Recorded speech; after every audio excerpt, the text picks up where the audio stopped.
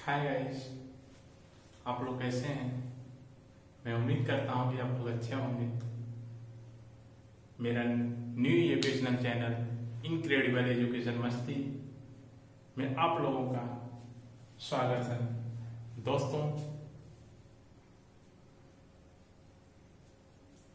जैसा कि अगर आप लोग चैनल पे नए हैं तो प्लीज आप सब्सक्राइब करिए, लाइक करिए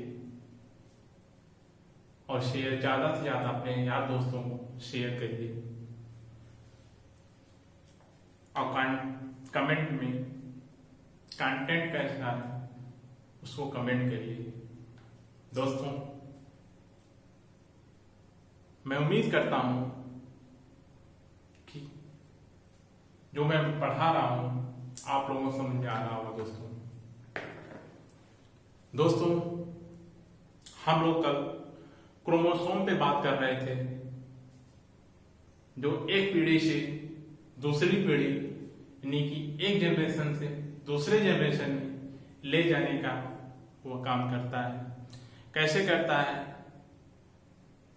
उसमें क्या क्या होता है, कुछ वर्कआउट हमने कल देखा। जैसे एक मोटर होता है, मोटर में कहीं स्प्रिंग लगी होती है, कहीं कुछ लगे छोटे छोटे पार्ट होते हैं। तो वैसे हम लोग का जो बॉडी है जो वर्क करता है उसमें भी छोटा छोटा पार्ट है। ए लिविंग है, डिफरेंस यही है कि ए लिविंग है, लिविंग में पाया जाता है, बट नॉन लिविंग जैसे फैन हो गया, फैन का जो मोटर होता है वो नॉन लिविंग है। वह इतने डिफरेंस है। दोस्तों, आज हम लोग डिस्कशन करेंगे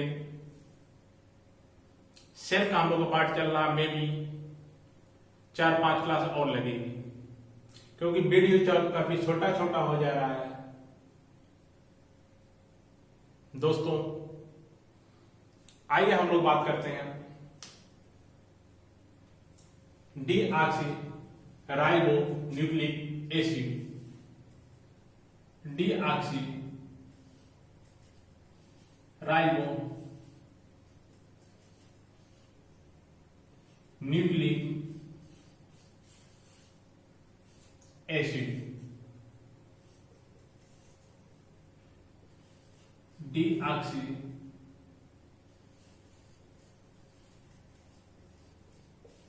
राइबोज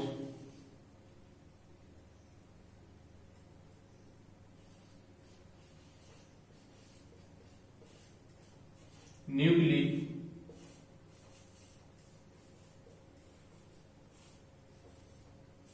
अम्ल।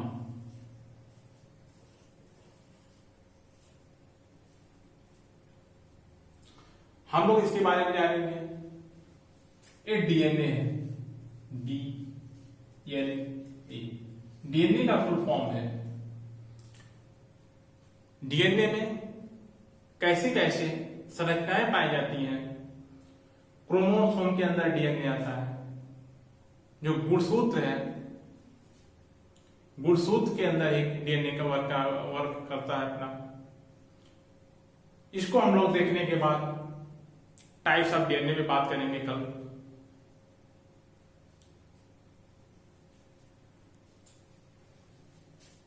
इसमें फर्स्ट जेडी वाटसन एक साइंटिस्ट थे। फर्स्ट साइंटिस्ट जेडी वाटसन एक साइंटिस्ट थे। सेकेंड साइंटिस्ट थे एफ.एच.सी. क्रिक। इन दोनों लोगों ने 1953 में डीएनए के बारे में एक मॉडल प्रस्तुत किया था, उस मॉडल का नाम इन्होंने वाटसन एंड क्रिक दिया। वाटसन एंड क्रिक एक मॉडल था।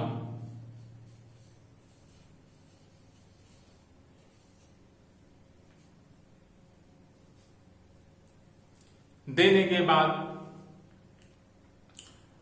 जब इन्होंने दिया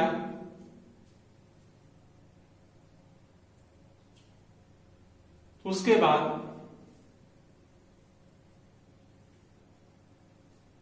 इनको ये जो होता है दोस्तों, जब इन्होंने मॉडल दे दिया तो इन्होंने कहा DNA deoxy ribo nucleic acid ये जो है पॉली न्यूक्लिक एसिड है, यानी पॉली न्यूक्लिक एसिड बना हुआ है। Poly nucleic acid, poly nucleic acid अम्ल। ए डबल हेलिक्स चक्रात्मक संरचना का होता है। डबल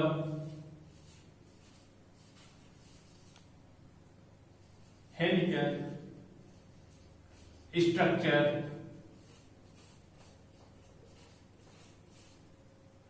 द्वि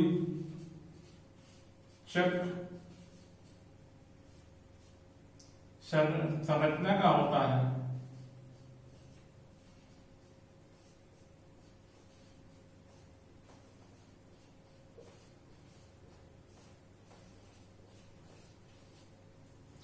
दोस्तों, मैं उम्मीद करता हूं कि आप लोग मेरे साथ नोट्स बना रहे होंगे। अच्छा बहुत अच्छा वाला नोट्स बना रहे होंगे।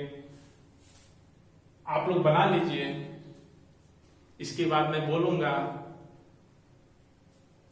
तो आप लोग उसके रिवीजन करिएगा,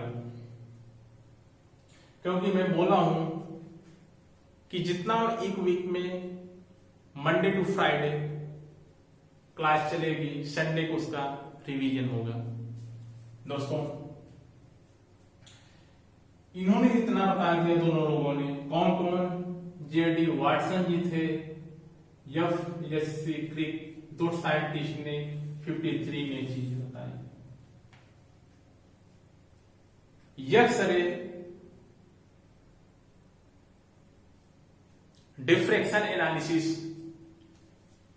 एक्सरे के बारे में आप लोग खूब बहुत परिचित होंगे। डॉक्टर के आप लोग जाते होंगे, देखते होंगे कि वहां पे एक्सरे कराने के लिए जा रहे हैं, कोई प्रॉब्लम है एक्सरे से पता चल जाएगा।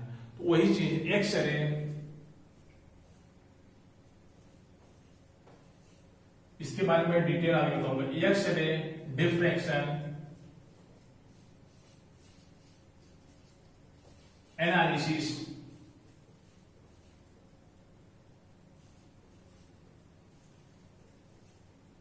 एक्सरे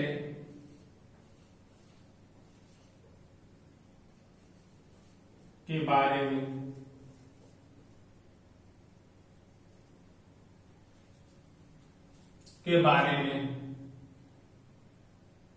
एच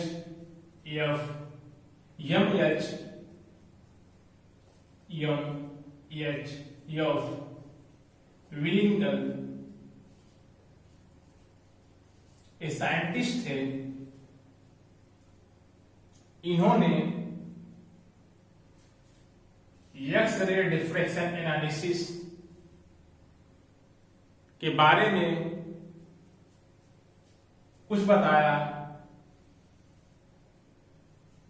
इनके साथ कुछ इनके फ्रेंड भी थे, वो लोग भी इसमें सर्च कर रहे थे। इसी वजह से JD Watson JD Watson plus FHSC Crick and MHF Wellington को 1962 में नोबेल प्राइज दिया गया। दोस्तों,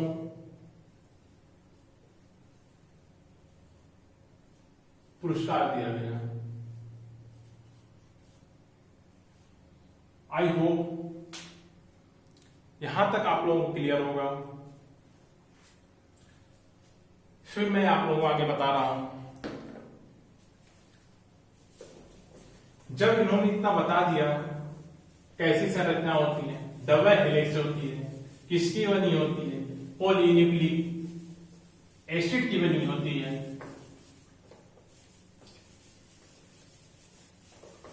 दोस्तों अब मैं डायग्राम पे आपको ले चल रहा हूं। डायग्राम देखते हैं, उसी पे टोटल हम लोग सीखेंगे। डायग्राम को दिमाग में रखेंगे, सारा चीज हम लोग को क्लियर हो जाएगा।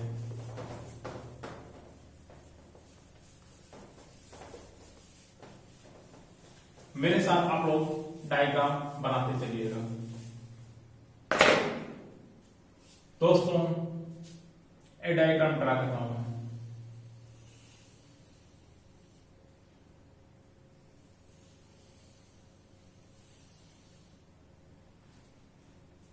दोस्तों, एक ऐसा है डबल हेलिक्स है। क्यों डबल हेलिक्स है? ए जो है एक्सिस है, ए माइनर एक्सिस। जैसे आप लोग पढ़े होंगे दोस्तों, पहले एक्स एक्सिस होता है, ये एक्स एक्सिस होता है, ये वाई एक्सिस होता है, ये वाई एक्सिस होता है। इसके बारे में आप परिचित होंगे। वही चीज इसमें मैं बता रहा हूं। ये जो होता है इसी को बोला जाता है माइनर एक्सिस। इसको बोला जाता है मेजर एक्सिस।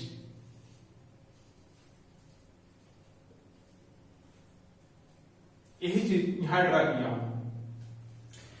ए माइनर एक्सिस हो गया, ए मेजर एक्सिस। दोस्तों, जो ये हेलिक्स बना हुआ है, किससे बना हुआ है? Right angle mirror. Right angle plane, right angle plane. दोस्तों, यहां से यहां तक ए वाला पोर्शन, यहां से ए वाला जो ए डिस्टेंस होती है 20 एगस्ट्रा। अभी मैं इसको क्लियर कर रहा हूं। आप लोग डायग्राम को ड्रा करते जाइए। 20 एगस्ट्रा होती है, बट यहां से यहां तक ए जो होता है 34 एगस्ट्रा। कैसे होता है मैं आपको बता रहा हूं दोस्तों, आप लोगों को सब क्लियर करता हूं, थोड़ा टाइम दीजिए। जो ए पोर्शन है, ए वाला पोर्शन, ए वाला यहां से यहां तक, लेकिन यहां से यहां तक ए वाला पोर्शन 10 एगस्ट्रा है। इतना तो आप लोगों को क्लियर हो गया होगा। एक फास्फोरिक एसिड होता है, फास्फोरिक एसिड।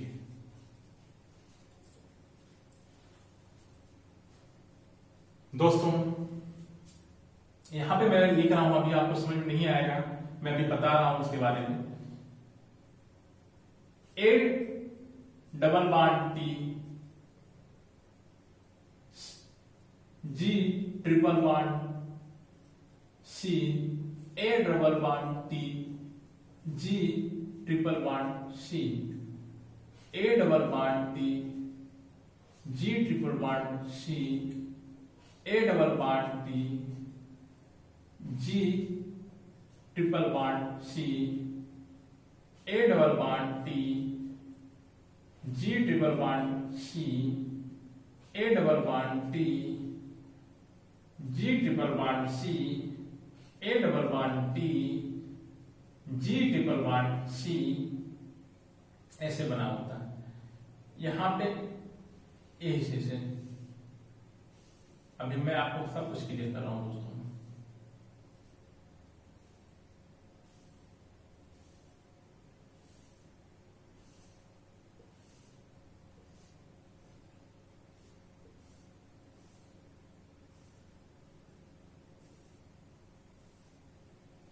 आई होप इतना आप लोगों को समझ में आ रहा होगा।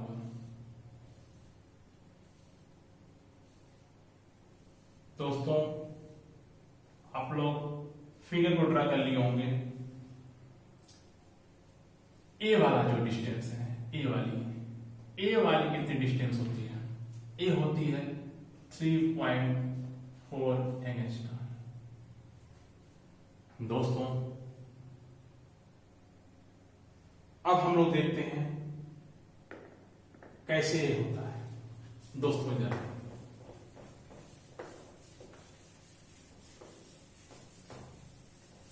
जितना मैं बोला उतना लिख लीजिए, फिर मैं आप लोगों को समझा रहा हूं।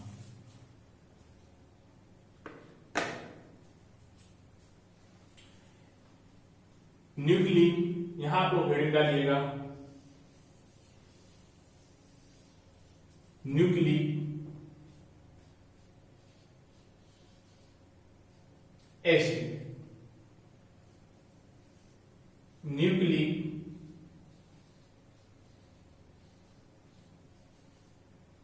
अम्ल।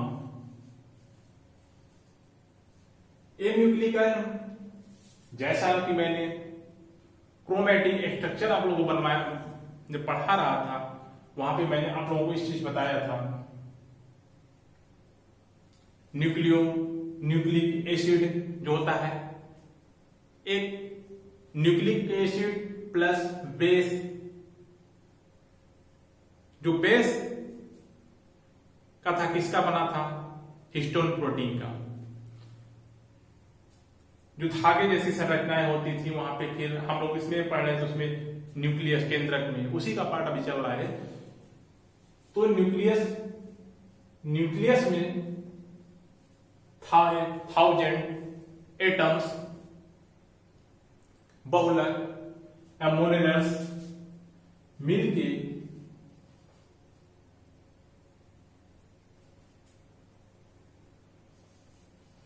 मोनोमर मिलते हैं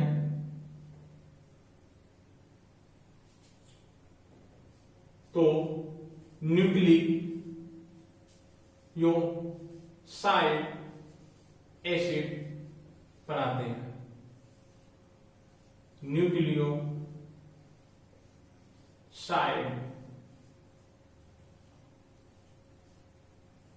अम्ल। जब ये न्यूक्लियोसाइड, जैसे हम लोग भोजन करते हैं, एग्जाम्पल बता रहा हूं, ये चीज इसमें नहीं है। जैसे हम लोग भोजन करते हैं, भोजन करने के बाद, खाना खाने के बाद, जैसे कि हम लोग कार्बोहाइड्रेट लिए, विटामिन लिए, फैट लिए, ईटीसी जो भी खाते हैं, वो अंदर जाने के बाद जब डाइजेशन शुरू होता है, ये आगे हम लोग पढ़ाएंगे, इसे एक टॉपिक है। जब डाइजेशन शुरू होता है तो अलग अलग पार्ट में टूट जाता है, उसका जब वेस्टेज पार्ट होता है वो एनएस के थ्रू बाहर निकल जाता है। तो मेरे कहने का सेंस है, इसमें नहीं है, यहाँ पे नहीं है वो चीज, मैं आपको समझाना चाहता हूं। मेरे कहने का सेंस है कि जो कार्बोहाइड्रेट से शुगर मिला, शर्करा मिनरल में ब्लड में घुल के पूरे बॉडी में सर्च करती जाती है। उसी तरह ये न्यूक्लियोसाइड्स एसिड जो होता है, न्यूक्लियोसाइड अम्ल 2 पार्ट में टूटता है। फास्फोरिक एसिड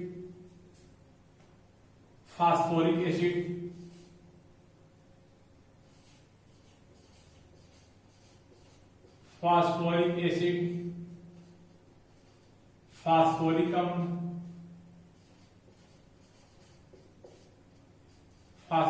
अम्ल,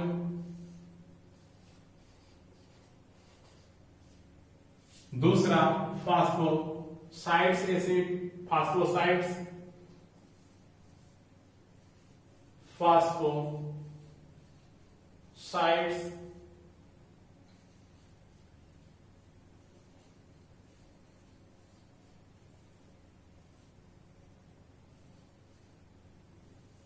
यही फास्फोसाइड्स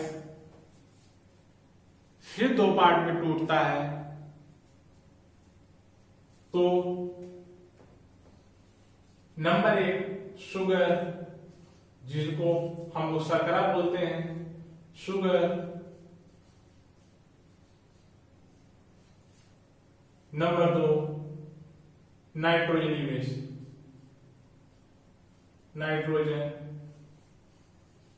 बेस, नाइट्रोजन क्षार।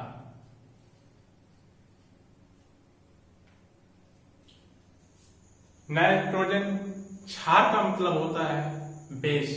बेस का मतलब एक एसिड होता है, अम्ल होता है, बेस क्षार होता है।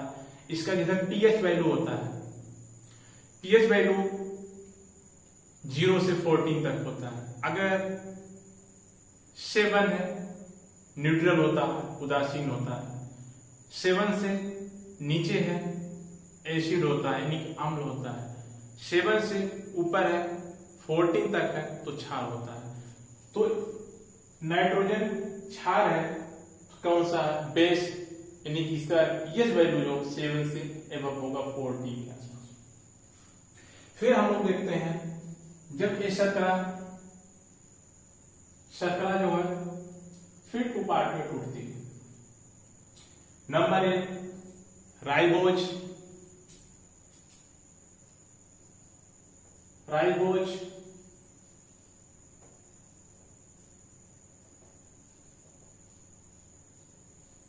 Number 2 deoxy ribose.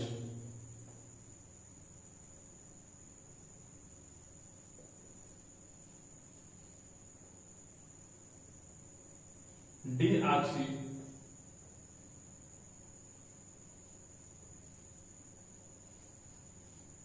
Ribose.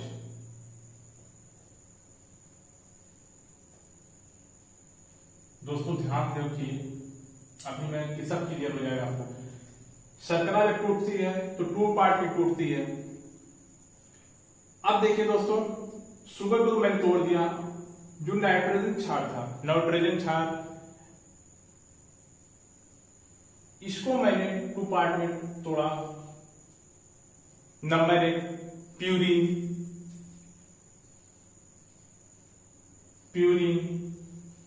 Number 2 pyrimidine,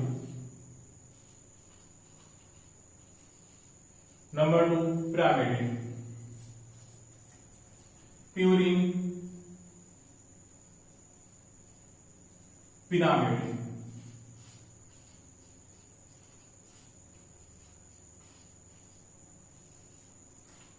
purine जो है 2 पार्ट में फिर टूटता है। Adenine, number 2 guanine.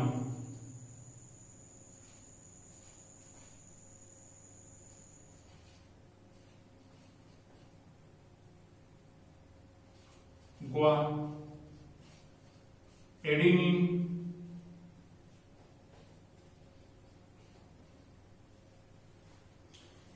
जो पिरामिडिन है 3 पार्ट में टूटता है। नंबर 1 थायमिन,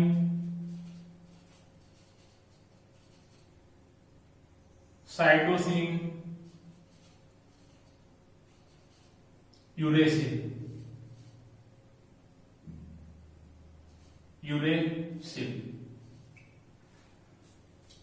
अब देखिए दोस्तों, जो शर्करा है, शर्करा को हम लोग यस से डिनोट करते हैं, इसका सिंबल यस होता है। शर्करा 5 कार्बन से मिलकर बनी तो पेंटोज शुगर होती है। शर्करा is sugar is 5 sugar is pentose. Sugar एक शर्करा 5 कार्बनों से मिलकर बनी होती है, इसलिए हमको इसको पेंटोज बोलते हैं। इसका स्ट्रक्चर इस तरह होता है इसका। तो दोस्तों इधर देख लीजिए, बेंजीन जैसी संरचनाएं बनाती है। आप लोग केमिस्ट्री पढ़े होंगे। इस तरह स्ट्रक्चर बनाती हैं 5 कार्बन मिलकर। तो दोस्तों हम लोग आगे देखते हैं। एडेनिन को ए से डिनोट करते हैं, ग्वानिन को जी से, थाइमिन को टी से, साइटोसिन को सी से, यूरेसिल को सी से, सॉरी यूरेसिल को यू से। आई होप दोस्तों इतना आपको क्लियर हो गया होगा। देखिए दोस्तों, मैंने आप लोगों को क्या बताया, न्यूक्लियोसाइड एसिड, जैसा कि मैंने क्रोमैटिन थियर्स, क्रोमैटिन धागे में सब कुछ बताया था, वहां पे कैसे क्या होता है, उसी का बना हुआ था। तो जब ये न्यूक्लिक एसिड में एटम, हजारों एटम, थाउजेंड्स एटम्स मिलते हैं, थाउजेंड्स एटम मिलके एक मोनोमर्स इकाई का न्यूक्लियोसाइड्स अम्ल बनाते हैं। जब ये न्यूक्लियोसाइड्स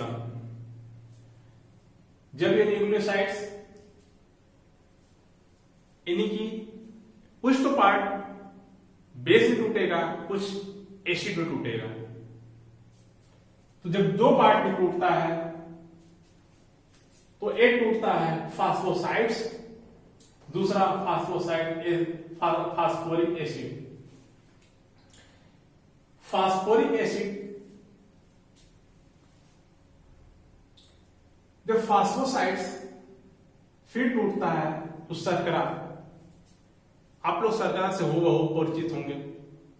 इसका भी फार्मूला होता 6,6,C6H12O6 स्टार शर्करा, C6H12O6। ये 5 कार्बन से मिलकर बना होता दोस्तों। अच्छा, फिर हम लोग देखते हैं एक शर्करा में टूटा, फिर नाइट्रोजन बेस, यानी कि कुछ नाइट्रोजन बेस, यही नाइट्रोजन बेस आगे चलकर प्यूरिन, पिरामिडिन इस तरह वर्क कर रहे हैं।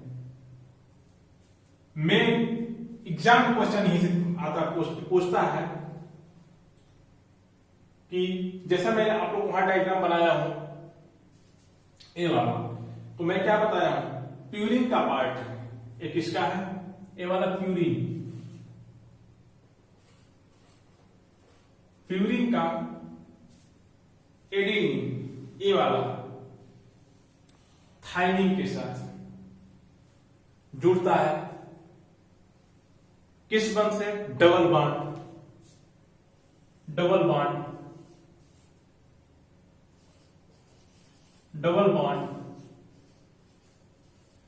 बॉन्ड से जुड़ता है ग्वानिन का साइटोसिन के साथ ग्वानिन का साइटोसिन के साथ ट्रिपल बॉन्ड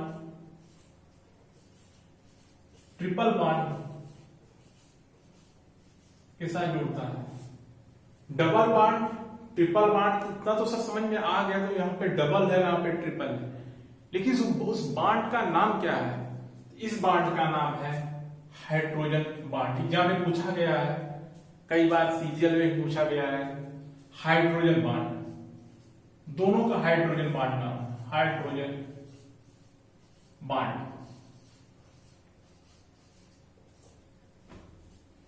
दोस्तों आई होप इतना तो क्लियर हो गया होगा आपको लोगों को।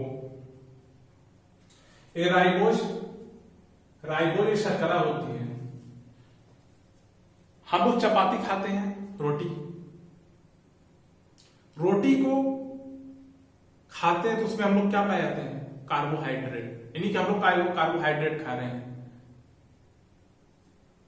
कार्बोहाइड्रेट जो हम लोग खाते हैं, आप प्रैक्टिकली एक छोटा सा मैं क्या बता रहा हूं, प्रैक्टिकली आप लोग करके देखिएगा। रोटी के टुकड़े को मुंह में कुछ देर के लिए रख लीजिएगा, देखिएगा कुछ टाइम बाद, 5-7 मिनट बाद आपके मुंह पे मक्खियां घूमने लगेंगी। शर्करा है दोस्तों, मीठा है, उसी का एक फार्मूला मैंने बताया अभी, C6H12O6। कार्बोहाइड्रेट वही चल के नहीं बता, एक पेंटेज शुगर में टूटता है, इसको बोलते हैं, एक नाइट्रोजन बेस में टूटता है। आगे मैं इसको एक्सप्लेन करूंगा पूरा जो टॉपिक आएगा, बस आप यही इतना जान लीजिए। इस शर्करा एक पेंटोज शुगर है, एक नाइट्रोजन बेस, दो में टूटता है। जो शर्करा है, एक राइबोज होता है, एक डीऑक्सीराइबोज होता है। मैं अभी आप लोगों को याद करा रहा हूं 2 मिनट में। दोस्तों इधर देखिए, पहले हम लोग का बना क्या?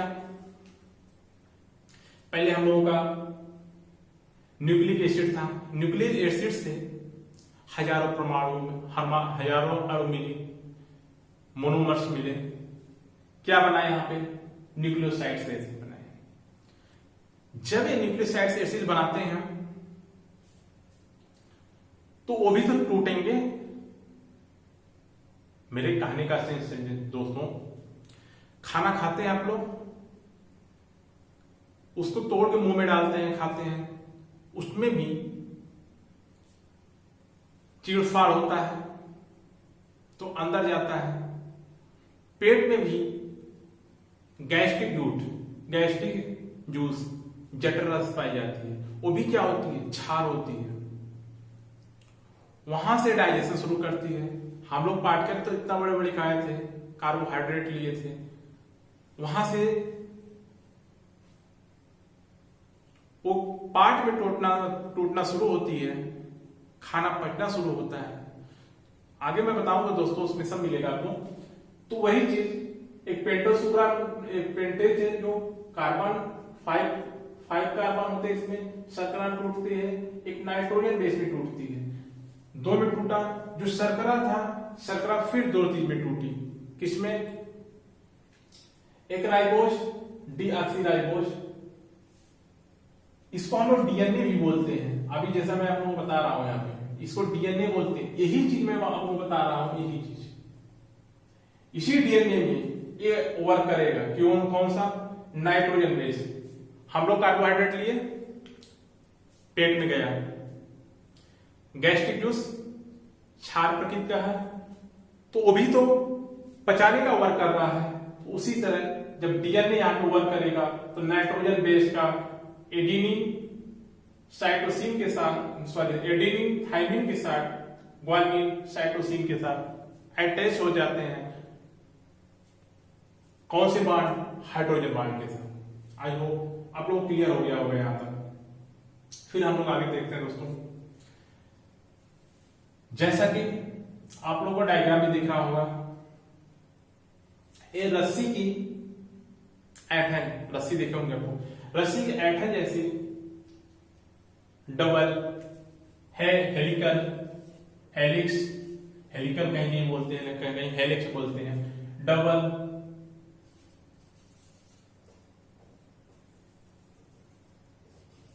डबल हेलिक्स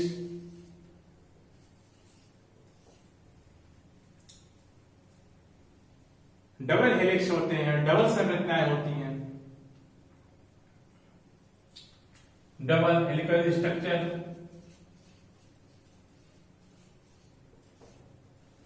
यही डबल संरचनाएं एडेनिन थाइमिन के डबल बॉन्ड के साथ, cytosine triple bond hydrogen bond carbon cytosine के साथ ऐसे जुड़ती चली जाती है। यही बॉन्ड है, ये वाला जो आपको ये सीढ़ी जैसी संरचनाएं होती हैं, इन दोनों बॉन्ड के बीच में 3.4 एंगस्ट्रॉम की दूरी होती है। बट एक डीएनए की डिस्टेंस,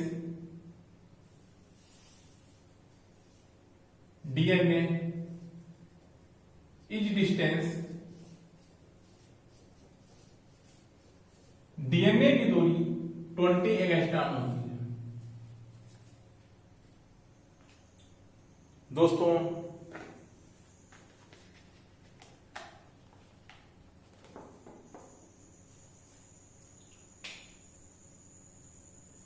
जो इस हेलिक्स से यहां तक की दूरी होती है 10 एंगस्ट्रॉम होती है। इस हेलिक्स से इस हेलिक्स की दूरी 34 एंगस्ट्रॉम होती है। यह फास्फोरिक एसिड का बना होता है। दोस्तों आप लोग नोट करते चलिए, एक इसमें एक एक्सिस होती है राइट एंगल एक्सिस, बीच में एक साइड में minor axis, second side major axis होती है। दोस्तों आई होप आप लोगों को इतना समझ में आया होगा। बस क्वेश्चन आते कैसे हैं दोस्तों, इस पे देख लीजिए थोड़ा। कभी कभी पूछ देता है कि जो डीऑक्सीराइबोन्यूक्लिक एसिड में पूछता है एडेनिन किसके साथ, जो एडेनिन पिरामिडिन के किसके साथ जुड़ा होता है, तो आप सीधे लगाइए एडेनिन थाइमिन के साथ, ग्वानिन साइटोसिन के साथ जुड़ा होता है। हम लोग इसको बोलते हैं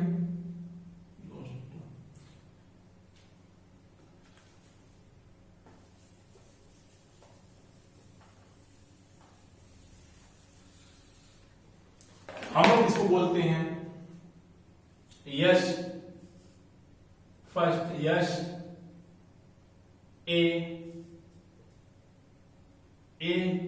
T nucleic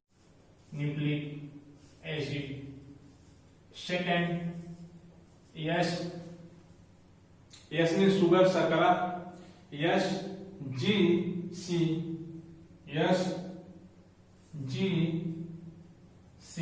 nucleic acid, third यश यू न्यूक्लिक एसिड।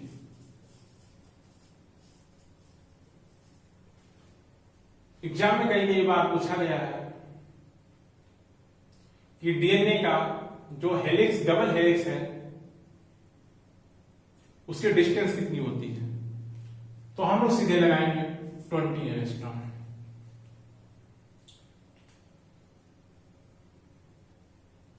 जो हेलिक्स दोनों हेलिक्स के बीच की डिस्टेंस कितनी होती है, 34 एंगस्ट्रॉम। जो डबल बॉन्ड ट्रिपल बॉन्ड की डिस्टेंस कितनी होती है, 3.4 एंगस्ट्रॉम। दोस्तों मैं उम्मीद करता हूं कि आप लोगों को समझ में आ गया होगा। इसको हम लोग आगे भी देखेंगे। ये मेन इंपॉर्टेंट है, very very important part of cell. इसको आप लोग दो तीन बार देख लीजिएगा, इसको बैठा लीजिएगा दिमाग में। बाकी डायग्राम का टोटल चलेगा आपको। अगर डायग्राम आप लोग दिमाग बैठा लीजिए, सारा क्वेश्चन सॉल्व होता चला जाएगा। डायग्राम को एक बार दो तीन बार आप रफली अपना ड्रा कर लीजिएगा, बना लीजिए, फिर आप लोगों को कोई प्रॉब्लम नहीं आएगी। दोस्तों, अगर आप लोगों को सेशन अच्छा लगता है तो ज्यादा से ज्यादा शेयर कीजिए, अपने यार दोस्तों को भी बताइए, लाइक कीजिए। अगर आप लोगों को अच्छा कंटेंट मिल रहा है तो लाइक कीजिए दोस्तों। फिर हम लोग आगे मिलते हैं अगली क्लास में। Types of DNA. Types of DNA के बाद हम लोग करेंगे सेल डिवीजन, सेल का विभाजन करेंगे। सेल के विभाजन के बाद 2 क्लास और लगेंगे, mitochondria, lysosome, Golgi body, 2-3 topic और रह जाएंगे उधर। इसके बाद में फिनिश हो जाएगा सेल। फिनिश होने के बाद मैं 2 क्लास और ले लूंगा, इसका टोटल रिवीजन करवा दूंगा, जिससे कि दिमाग में जब भी कोई ऑप्शन है क्लिक हो जाए। वैसे भी मैं सैटरडे को क्वेश्चन प्रैक्टिस कराऊंगा दोस्तों। अभी मेरा चैनल नया दोस्तों, आप लोगों को खुद ही दिख रहा होगा कंटेंट कैसा है। आगे चल के और अच्छे से अच्छे कंटेंट देने की कोशिश करूंगा दोस्तों। Thank you. फिर मिलते हैं आप लोगों से अगली क्लास में। बाय।